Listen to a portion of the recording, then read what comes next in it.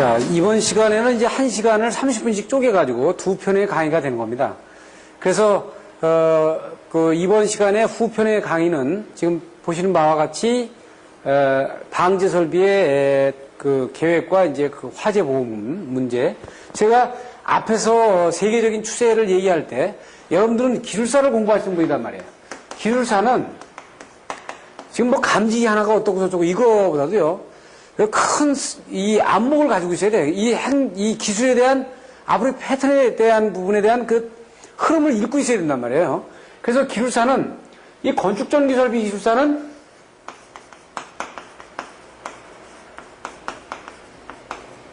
이 소방 분야도 이 그 건축물의 전기와 관련돼 가지고 해당이 되기 때문에 시험에 이제 종종 그 소방 관련된 분야가 상당히 많이 나오지 않습니까? 그러면 그 답안지가 일반적인 기사 답안지처럼 무슨 뭐 이렇게 외워 쓰는 게 아니잖아요. 그렇기 때문에 이 안목을 가지고 있어야 돼요. 그러면 제가 누누이 뭐라 하냐 화재보험, 뭐 화재보험이라든지 이런 부분들을 상당히 많이 얘기했어요. 그러면 구체적으로 이 화재보험에 대한 내용이 어떻게 되는가를 한번 보는 것이 굉장히 중요하거든요. 여러분들이. 그래야 정말 이 선진국에서 어떻게 하고 있는지, 그래서 우리가 앞으로 어떻게 할 건지 이런 것들에 대한 내용을 보는 겁니다. 즉 설계와 시공, 유지관리 이렇게 된다 그러면은 그렇게 되면 어떻게 된다 그랬어요? 이 그 준공을 매일 소방검사다 그러면 소방검사, 그 다음에 뭐 건축의 준공검사다 이런 부분들이 만약에 이것이 보험 처리가 된다고 한다면 공무원이 하는 일들을 이제 일반 보험회사에서 할 겁니다. 하게 되면 이 사람들이 와가지고 설계가 뭐 A급으로 되어 있느냐, D급으로 되어 있느냐, 시공이 A급으로 되어 있느냐, D급으로 되어 있느냐, 유지관리를 A급으로 하고 있느냐, D급으로 하고 있느냐. 그럼 이것도 돼요. 어떻게 스탠다드가 필요하다고 그랬죠? 그러면 어떻게 있어요? 실제 만약에 소방이라고 그러면은 소방에서 이 보험에서 들면 불이 얼만큼 안 날 수 있느냐, 나더라도 제한이 되게 돼 있느냐, 소화가 잘 되도록 돼 있느냐 하는 기준이 되어 있겠죠. 그거에 의해서 돼 있어요. 보험료가 엄청나게 쌓일 수가 있단 말이에요. 그래서 우선 이렇게 되게 되면 보험료가 쌓인다는 얘기는 이 시공을 한 사람들이 그 사업 원화가 경제적인 이득이 가기 때문에 감지기도 아주 비싼 거 달고 뭐 11층부터 스프링클러를 하는 게 아니라 1층부터 스프링클러 설비를 다 하고 이런 식으로 전체 시스템을 일단 아주 고도의 설비로 가지고 가는 거예요. 그래서 이 내용을 여러분들이 아셔야 방제 계획이나 건물의 계획에 대한 그 일반적인 그 건물의 방화 계획을 어떻게 세우겠다는 그 마인드가 들어간단 말이죠.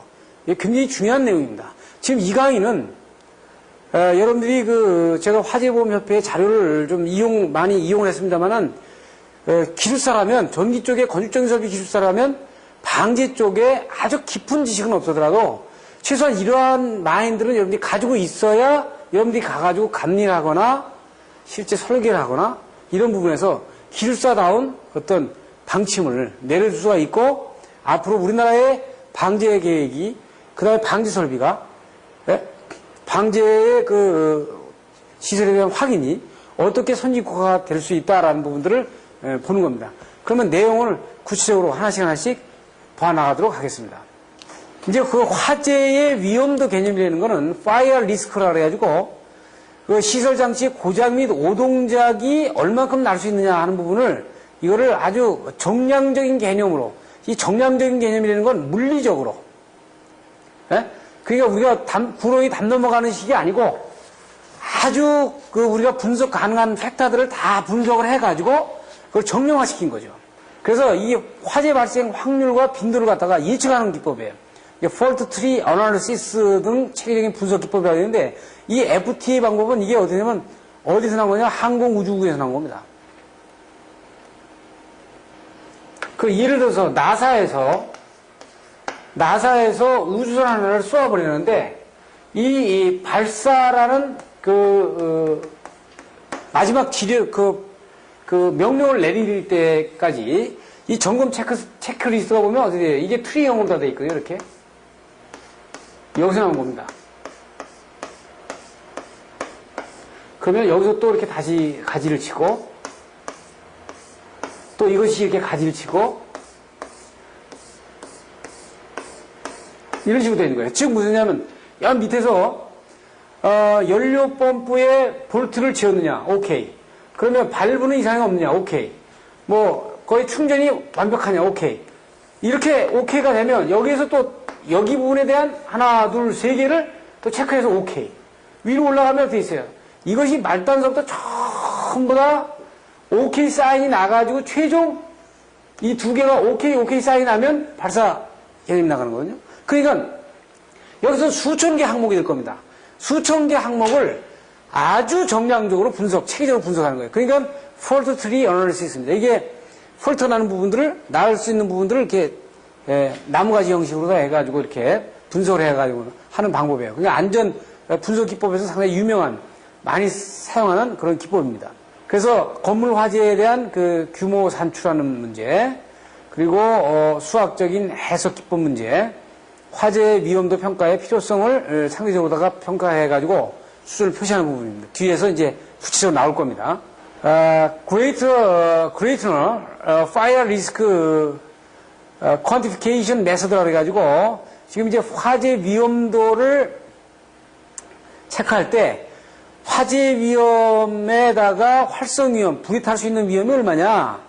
곱하면 되겠죠? 그러면 이건 뭐예요? 즉, 방지 대책이 잘 돼 있으면 화재 위험이 없어지고, 이거 방지 대책이 잘 돼 있으면 어떻게 돼 있어요? 화재 위험이 없는 거죠? 잠재 위험이 크면 화재 위험이 커지는 거예요. 그죠? 그럼 이건 뭐예요? 즉, P라는 걸 나눠가지고 보면, 잠재 위험이 이게 P라고 하면, 기본 대책, 내화 대책, 특별 대책으로 해가지고, 활성 위험을 별도로 나눠놓고요. 이렇게 이 식을 이렇게 또 가져갈 수 있어요. 그래서 화재 위험들을 이렇게 이제 정량적으로다가 항목별로 이제 분석을 해본다고요. 그럼 활성 위험이라는 건 불이 탈 수 있는 위험. 박물관이라는 건 0.85다. 일반 락하나 페인트 공장을 제조한다 그러면 1.8 돼가지고 거의 2배 이상의 활성 위험이 있는 거죠. 일반 호텔, 아파트를 1로 나눠놓고, 그럼 박물관은 불이 날 염려가 호텔, 아파트보다는 없잖아요, 거의. 그럼 전기 공장은 약 20% 더 큰 거고, 화학 공장은 40% 더 큰 거고, 락하나 페인트 칠 공장은 80%가 더 큰 거예요. 방지 대책에서는 기본 대책은 소화기가 있느냐, 국내 소화전 돼 있느냐, 옥내 소화전 돼 있느냐, 소방 용수 돼 있느냐, 이런 거 돼 있고, 특별 대책은 경비원이 돼 있느냐, 뭐 이런 여러 가지 대책.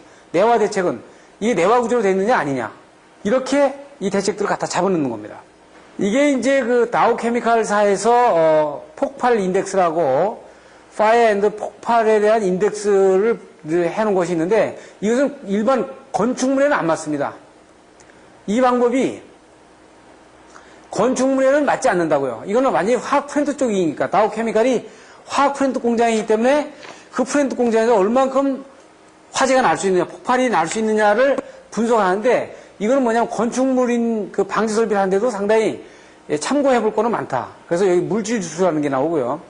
일반 공정 위험 및 공정 특수 위험, 공정 위험 지수, 화재 폭발 지수, 재산 손실 및 기업 휴지 손실 평가, 즉 Fire and Explosion Index, Explosion Index에 대한 정성도 위험 평가를 하는 거죠.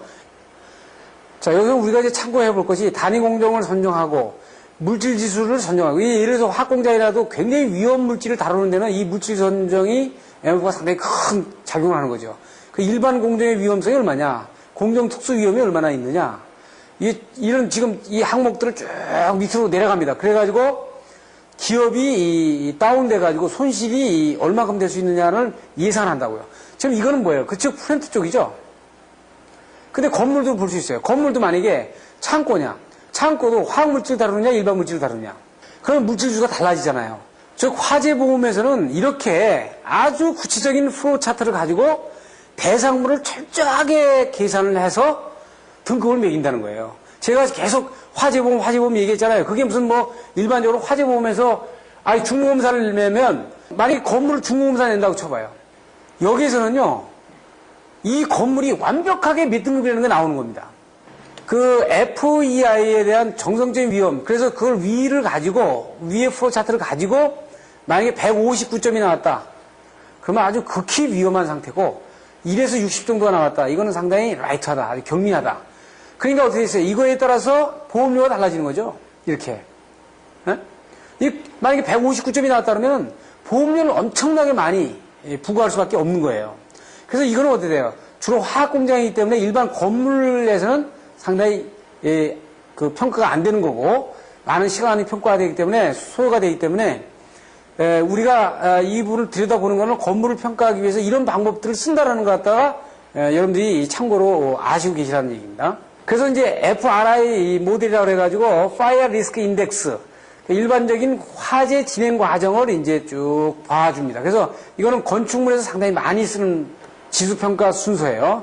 과거 이제 특수건물이나 여기서 화재보험협회에서 이거를 하나의 그 5년간 업종 차별화를 해가지고 통계를 내서 상당히 많이 지금 활용하고 있는 부분을 내가 알고 있어요. 그래서 관공서 건물들은 이미 상당히 많은 부분에서 적용을 하고 있습니다. 네? 그래서 이 자료들은 화재보험협회의 관련 자료를 제가 인용을 해가지고 여러분들에게 강의를 해드리는 거예요. 자, 보시면 화재 발생이 된다. 그럼 화재 감지를 하는데 진화 작업을 어떻게 할 거냐? 진화 성공에 했다. 종료. 놓으면 화재 성장이 되는데 확대 방지를 어떻게 할 거냐? 에? 그래서 이 프로를 가지고 일단 검토를 하는데 지금 보시는 것처럼 자, 건물이 어떤 건물이냐? 그러면 이 건물을 특수건물 화재 통계는 일단 화재보험협회에서도 그 매년 그 행정자치부하고 해가지고 그 화재에 대한 그 인덱스를 하거든요. 자료를. 그렇게 되면 기본 지수를 산정하고 여기서 잠재 위험 지수 산정하고요.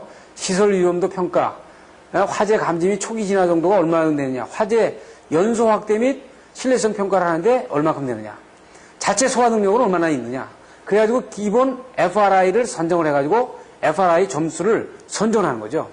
그러면 보시면은 만약에 기본 지수에서 보면 11층 이상이다 그러면 0.0845, 시장이다 그러면은 0.234, 2301, 굉장히 크죠. 일반 유흥 시점이다. 0.5304. 보시면 여기가 가장 큰 것이 일반 공장이 지금 0.51로 돼 있고 일반 유흥 음식점이 0.5304로 해가지고 이 기본 지수가 다 굉장히 큰 부분을 볼 수 있어요. 그리고 이제 바라빈도를 11층 이상의 건물이냐, 그 호텔이냐, 병원이냐, 공장이냐, 주택이냐, 시장이냐, 공연장이냐, 학원이냐, 유흥 음식점이 여기 쭉 나와 있다고요. 그럼 바라빈도를 보게 되면 공동주택이 아주 상대적으로 상당히 높고 그리고 호텔이 높고 시장이 아주 높은 부분을 볼 수 있어요. 그러니까 이것들은 어떻게 돼요? 그만큼 대상건물이 되면 이것이 다 보험에 관련되는 거에서 다 평가가 되는 거예요. 자, 이렇게 해보시면은 이렇게 만약에 모든 중공사가 떨어지면요, 이렇게 만약에 아주 호텔이라든지 이런 데는 바라빈도가 높기 때문에 엄청나게 보험료를 깎으려면 방지 설비를 굉장히 강화시켜야 되는 거예요. 그래서 이제 소손율을 정합니다. 그래서 소손율도 보면 호텔 11층 이상 각 건물을 이렇게 건물별로 이렇게 나눠 놔가지고 그 단위를 전부 다 빼놨어요. 그래서 이렇게 해가지고 이 데이터를 집어넣어가지고 시설 위험도에 평가를 합니다. 그래서 적용 항목수 집어넣고 화학시설 위험도와 위험물 시설 위험도, 전기시설 위험도를 집어넣어가지고 그 시설 위험도 값 범위는 그러니까 19%에서 99%까지 되는 거죠. 그러니까 전기시설 위험도도 이게 왜냐면 제가 아마 에너지 세이빙 할 때 얘기했을 겁니다. 그 똑같은 건물에 똑같은 건물 규모의 한 건물은 5,000kW를 쓰고 만약에 B라는 건물은 똑같은 규모인데 8,000kW를 쓰면은 이 8,000kW를 쓰는 건물이 전기시설 위험도가 큰 거죠. 그렇기 때문에 이 똑같은 건물이라도 이게 전기량을 주려고 굉장히 애를 쓸 겁니다. 이건 즉 화재보험에 연관이 된다면 이렇게 지금 연관이 되는 거예요. 그래서 이 선정시 적용 항목은 위치에서는 안전한 장소냐, 공간 확보는 돼 있느냐, 가연물하고 이격이 돼 있느냐, 연료용기들은 어떤 구조로 돼 있느냐, 배기장치는 어떠냐, 안전장치는 어떠냐, 기타 이렇게 돼 있는 거죠. 이런 항목들을 다 집어넣어가지고 화기시설 위험도에 대한 팩터들을 또 구하는 거예요. 그리고 이제 위험물 시설 평가 계수의 선정 항목은 위치가 어떻게 되느냐, 건축물이 어떠냐, 탱크가 있느냐 없느냐, 부속 설비, 안전조치, 유지관리 문제는 어떠냐, 이런 것들을 다 집어넣어가지고 위험물 시설 위험도를 또 구합니다. 전기시설 위험도 지금 보시는 것처럼 전원 설비의 위치, 구획, 환기, 조명, 부하 설비에서의 배선, 전등, 동력, 전열, 개폐기 해가지고 여기 용량까지 이게 다 해당되는 겁니다. 그리고 특수 설비에서는 방폭, 방진, 방습, 방수. 부속 설비에서 이제 피해 설비, 접지 설비, 절연 조항 이런 것이 어떻게 되어 있느냐. 전부 다 이거를 항목을 잡아놔가지고 전기시설 위험도를 하는 거죠. 앞에서 설명한 그 항목들을 다 얘기를 하는 거예요. 그래서 관리 시스템의 평가 항목은 또 시설은 잘 돼 있더라도 관리가 잘 안 되면 안 되잖아요. 그러니까 일반 건물 같은 경우 이런 조직표라든지 자체 교육은 얼마나 잘 돼 있느냐, 공장은 어떻게 돼 있느냐 하는 것들이 일반적인 평가 방법입니다. 그 잠재 위험 지수도 이런 식에 의해서 하고요.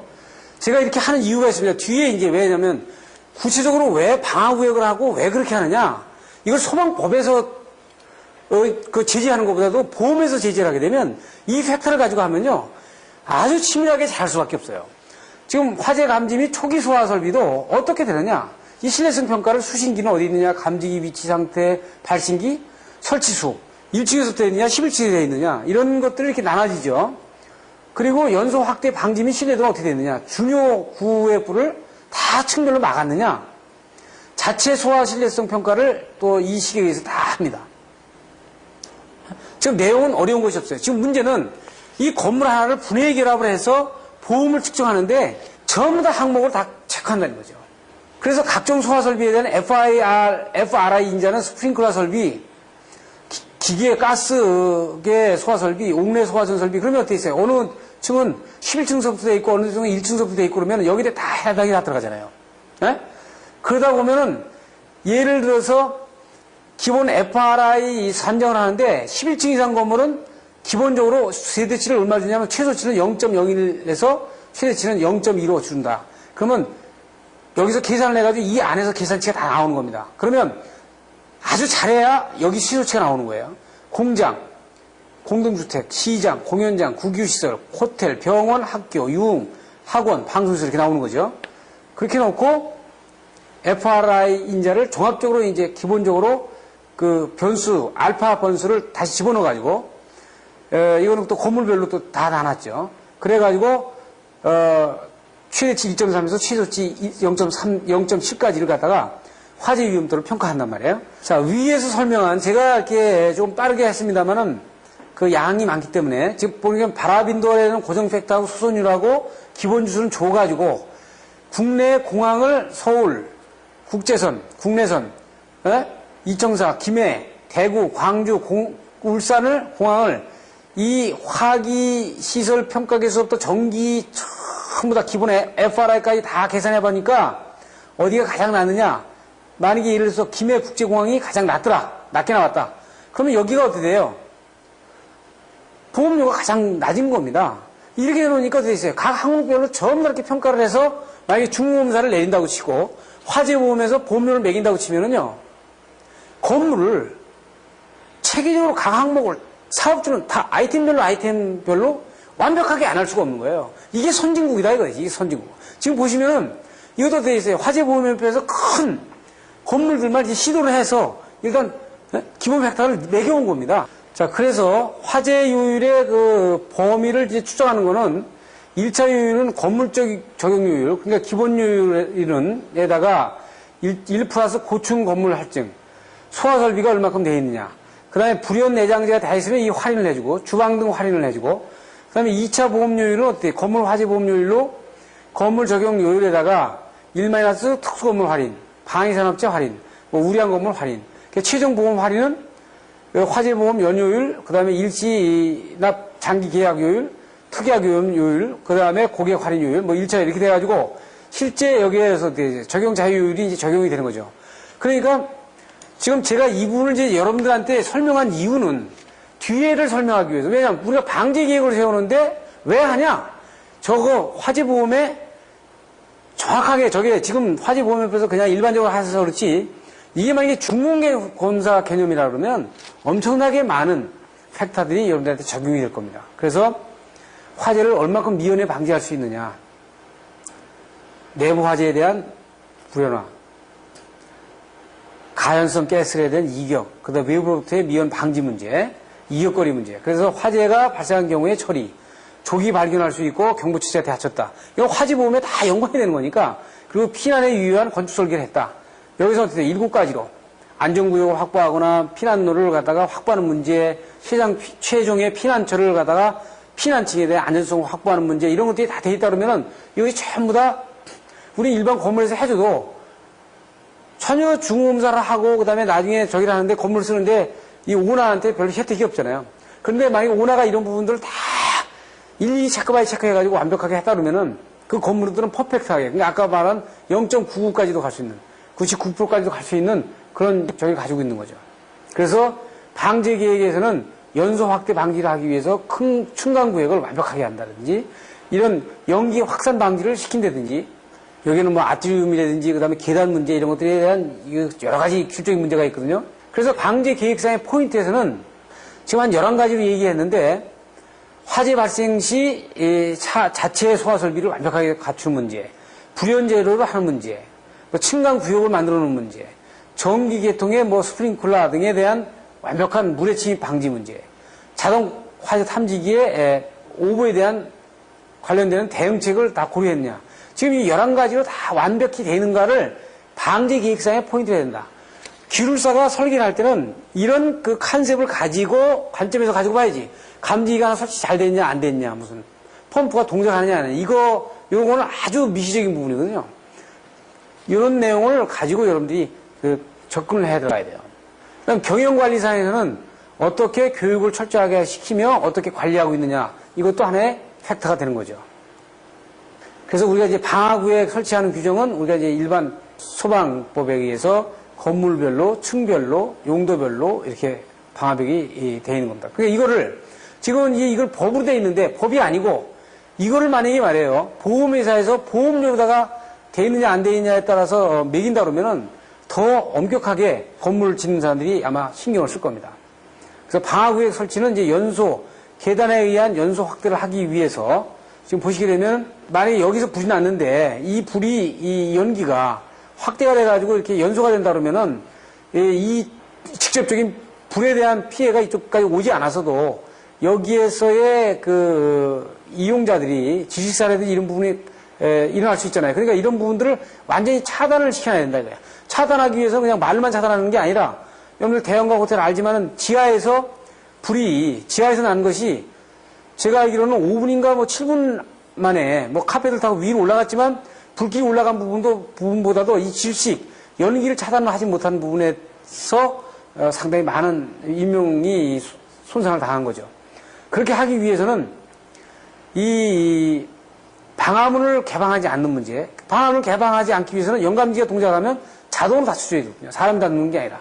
여기 만약에 연기가 들어와가지고 감지기가 동작하면 자동으로 닫혀져가지고 이 부분이 어떻게 돼 있어요? 닫아지는 그런 자동 장치를 가져야 되지. 그래서 샤프트, 설비 샤프트에 의한 연소 확대 방법들이 이제 우리가 논의가 될 수 있는 거예요. 그래서 그렇게 하기 위해서 지금 어디 파이프 관통부를 전부 다 내연재로 다 막아야 되고, 그 다음에 배기 그릴은 이 안에 이 샤프트하고 별도로다가 배기 그릴을 만들어가지고, 이거는 이 배기 그릴, 여기 배기 그릴이 터져가지고 이 파이프는 파이프하고 같이 가지고 만약에 움직인다 그러면 이제 상당히 문제가 있는 거 아니에요. 그러니까 엄청나게 돈이 많이 들어가야 되는 거예요. 실제 우리나라 한국에 국내에 이런 샤프트 안에 배기덕트를 별도로 하고 이런 부분들의 천장을 들어갔을 때 그 오픈된 부분을 전부 다 막고 한 부분이 건물이 정말 몇 개나 있을까 하는 문제는 우리가 생각을 해봐야 돼요. 그러니까 이것을 보험료로 상계를 해가지고 거기에서 건물주가 굉장히 이익이라고 생각하면 아마 건물주가 거의 돈이 남는 일이니까 엄청나게 신경을 써가지고 이 부분을 처리할 겁니다. 그래서 설비 덕트에 의한 연소 확대를 설치하는 방법, 이런 방법들이 일반적으로 법으로다가 제재해서는 상당히 한계가 있다는 거죠. 이걸 보험료하고 연계를 해가지고 하면, 지금 보시면은 어디 있어요?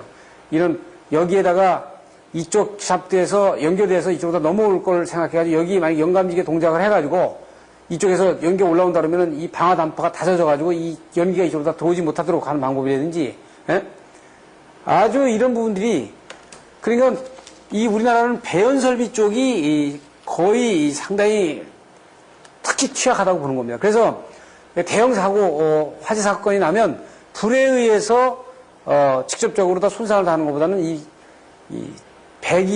배연 설비가 완벽하지 못함으로 해가지고 그 연기 지식사하는 그런 손실을 상당히 많이 보는 거예요. 그러니까 이거를 법으로 하다 보니까 보이는 부분, 지속적으로다가 연계가 안 되는 부분이 있죠. 그래서 이건 정말 우리 기술사가 여러분들이 전기 기술사가 되고 여러분들이 이제 소방 기술사가 되고 하면 여러분들 손에 이런 그 마인드에 의해서 이 시설들이 유지 관리되고 설계되고 시공돼야 되는 그런 상황에 있는 겁니다. 그래서 만약에 여기가 덕트가 있는데 여기서 연기가 들어온다. 그러면 어떻게 있어요? 여기에 휴즈가 녹아가지고 이 차단막이 떡 떨어져가지고 다쳐져 버리는 거죠. 여기 만약 온도가 올라가면 그 방화문은 우리가 이제 뭐 1시간 내연 설비를 둬야 된다 뭐 이런 것들을 여러 가지 주고 있지 않습니까? 그래서 지금 여기다 꺽쇠를 놓으면 안 되죠. 지금 그래서 방화문은 항상 열어놨다가 이 휴즈 링크가 이게 녹아가지고 떨어지면서 이게 풀리고 이것이 자동으로 닫히게 하는 이런 그 시스템을 가져갈 수도 있고요. 방화 샤터. 이건 왜냐면 지금 우리가 일반 호텔에서는 많이 볼 수 있습니다. 일본 같은 데 가보시면은 방화 샤터가 있고 방화문을 열어놨어요. 그래서 이게 이 방화 샤터가 닫히면은 이 문을 통해 가지고 대피할 수 있도록 이렇게 처리하고 있습니다. 그렇게 하기 위해서 여기를 건축 구조로 파놓은 부분을 항상 평상시에는 이걸 이게 닫아놨고 지금 이 부분을 다 사람이 다니다가 떨어지면 일로 통해서 가도록 이렇게 조치하는 부분들을 많이 볼 수 있습니다. 여러분들 만약에 그 백화점을 가보시면은 에스컬레이터가 층층이 연결이 돼 있죠. 오픈이 돼 있으니까 한 층에서 만약에 지하층에서 불이 나면은 이 에스컬레이터 공간을 통해 가지고 연기가 다 이렇게 퍼질 겁니다. 그러면 위 사람들은 불에 관계없이 질식사를 한단 말이에요. 그걸 막기 위해서 지금 한국은 어떻게 하고 있냐면 이 에스컬레이터 사방에다가 방화 샤터를 놔가지고 위에 천장 샤터에 양쪽에 감지기가 있어가지고 동작을 하면 샤터가 떨어지게 돼 있어요. 이렇게. 그래가지고 이 전체의 에스컬레이터의 통로 면하는 부분을 다 막아주게 돼 있습니다. 지금 그렇게 하는 방법이 있고 이 에스컬레이터를 자동 샤터가 덮는 경우가 있거든요. 그러니까 이렇게 해야 그런데 어떻게 돼 있어요? 백화점에 가면 그래서 일본 백화점 같은 데 가보면 에스컬레이터 방화 샤터 떨어지는 부분은 라인을 노란 줄을 이렇게 쳐가지고 물건을 못 놓게 돼 있습니다. 자, 여기에서 지금 제가 이 에스컬레이터를 가지고 뒤에 보면 방화벽이 어떻게 된다 이런 자료들은 여러분들한테 다 드렸어요. 자, 이걸 왜 하냐 이거죠. 여러분들 지금까지 이 강의 듣기 전까지는 소방법이 있으니까 하지 이 생각에서 이제 벗어나야 된다는 거예요. 지금 보시는 것처럼 어떻게 돼요? 이런 것들을 아이템 바이 아이템으로 해가지고 보험료와 연계돼가지고 완벽하게 그 건물주가 시설을 해놓은 그 건물은 보험료를 파격적으로 깎아주게 되면 여러분들이 시설 관리하는 문제, 설계하는 문제, 시공하는 문제가 아주 퍼펙트하게 될 거다는 얘기죠. 이것이 선진국형의 방제 설비 계획이고 이것이 화재를 막는 선진국형 그 어떤 시스템이라고 볼 수 있는 거예요. 그러니까 우리는 한번 소방검사 끝나고 나면 그 다음에 점검할 때까지는 노출이 돼 있고 상당히 문제가 있죠. 그렇기 때문에 이게 체계적으로 안 되는 것들이에요. 그러니까 여러분들이 이 강의를 통해 가지고 제가 목적하는 바는 왜 방화 샤터를 놔야 되고 방화벽을 놔야 되고 배연 설비를 해야 되는가? 그것이 어떻게 되고 보험하고 연계가 돼 있다. 이것이 선진국 시스템이라는 것을 여러분들한테 강조하면서 이 강의를 마치도록 하겠습니다. 감사합니다.